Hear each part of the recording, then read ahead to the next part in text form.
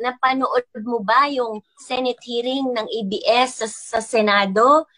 Alam mo ba kung ano yung sinasabi mo? So law, ibig sabihin batas. So kaya ginawa ang batas sa isang democratic country na kung nasaan tayo ngayon is para maging pantay-pantay ang lahat ng tao. Sa classroom may batas. Bawal lumabas o bawal lumabas. Pero pag nag-comply ka na bawal lumabas, pero may ginawa ka sa pinagbabawal nila, inayos mo yung law ng classroom nyo at sinabmit mo ulit, ay pwede nang pala ikaw lumabas. So kung wala ka namang nilabag, bakit ka ipapasara ng isang NTC na pag-aari ng gobyerno? Samantalang may ibang franchise channels, franchise radio station ngayon, I think 7, hindi nila pinasara. Tanging ABS lang ang pinara. Yung 6 na yun, or hindi ko alam kung ano yung tamang number na na-expire na rin yung franchise. Okay daw eh, okay daw. Okay daw. So, nasaan ang batas? Law is law. Na ako eh. Wow, and hindi po ako graduate ng law, pero yun po yung alam ko. Magandang araw, bayan. Saglit naming puputulin ang inyong pagbabasa ng dyaryo upang ihatid sa inyo ang isang mahalagang balita. Sa classroom may batas. Bawal lumabas o bawal lumabas. Pero pag nag-comply ka na bawal lumabas, pero may ginawa ka sa pinagbabawal nila, inayos mo yung law ng classroom nyo at sinabmit mo ulit, ay pwede nang pala ikaw lumabas.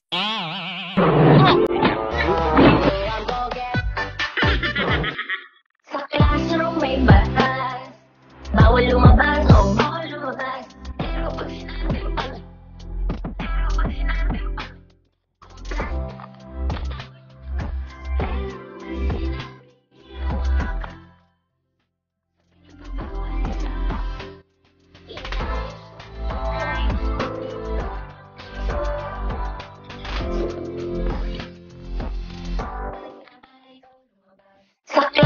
may batas. Labas lang ako. O bawal lumabas. Saglit lang, mag-iingat naman din ako. Bawal lumabas. May quarantine pass naman ako eh. Bibili lang ako ng pagkain. Paulit-ulit. Bawal lumabas. Pagkain lang bibiling ko. Tsaka koji. Ay, pwede nang pala ikaw lumabas. Papayag naman din pa rin. Classroom may batas. Bawal lumabas o bawal lumabas. Ang aking filosofiya, bago ka pwedeng lumabas, kailangan mauna yung panloob. Pero pag nag-comply ka na bawal lumabas, pero may ginawa ka. Kaya yan ang ginagawa ko ngayon, inaayos ko yung panloob. Inayos mo yung law ng classroom nyo at sinabmit mo ulit. By August, mararamdaman na ninyo ako sa labas. Ay, pwede nang pala ikaw lumabas. Ako po si Kim Chu. Ang laging binabato sa amin, law is law, paulit-ulit. Hindi ka graduate ng law, huwag ka magsalita. Kayo na nagsasabi sa amin kung graduate kami ng law. Graduate ka din ba ng law? May alam ka ba sa batas? May alam ka ba sa nangyayari ngayon? Napanood mo ba yung Senate hearing ng ABS sa Senado? Alam mo ba kung ano yung sinasabi mo? So law, ibig sabihin batas. So kaya ginawa ang batas sa isang democratic country na kung nasaan tayo ngayon is para maging pantay-pantay ang lahat ng tao.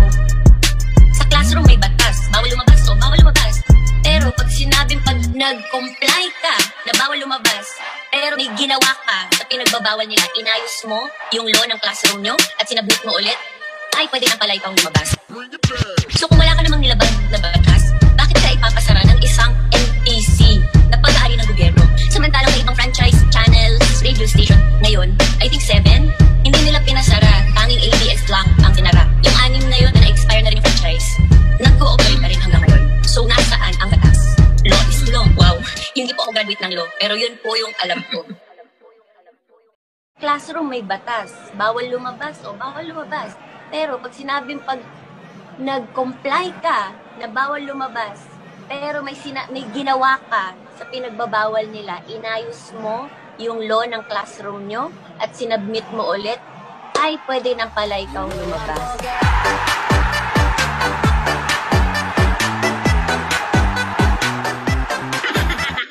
Mo na yung mga bata, ba't pinasa mo pa sa ninang? Ba't hindi na lang ikaw nag-aruga? hindi ko mapaliwanag at hindi ko rin po alam kung paano ako magsisimula dahil Alright, sige. Gusto mo ba mapunta sa iyong bunso? kung ako tatanungin, matagal ko nang pinaghandaan po yan. Sandali lang. Yun ang nararamdaman ko. Yun ang gusto kong sabihin. Oh. Ano yun? Ito po ang nakarating sa amin na sumbong mula sa ninang ng mga bata na si Visitasyon de Chavez. Classroom may batas. Bawal lumabas o bawal lumabas. Pero pag sinabing nag-comply ka na bawal lumabas, pero may ginawa ka sa pinagbabawal nila, inayos mo yung law ng classroom nyo at sinabmit mo ulit, ay pwede nang pala ikaw lumabas. Nasaan na ba yung utak mo, madam? Pasensya, madam, ha?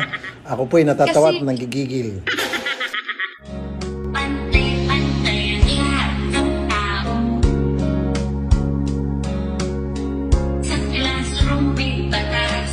Bawal lumabas o bawal lumabas. Pero pag nag-comply ka ng bawal lumabas, pero may ginawa ka na pinagbabawal nila.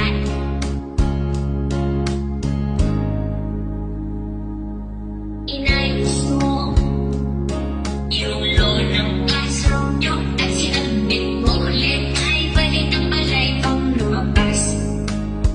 Pwede na pala ikaw lumabas. Pwede na pala ikaw lumabas.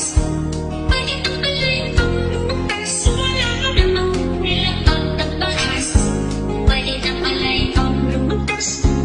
Pwede na pala ikaw lumabas. Pwede na pala ikaw lumabas. Wala ka namang nilabag na bakas. Bakit ay apasaran ng isang NEC na pag-ahari ng gobyerno? Samantalang may ibang franchise channels, radio station. Ngayon, I think 7, hindi nila pinasara.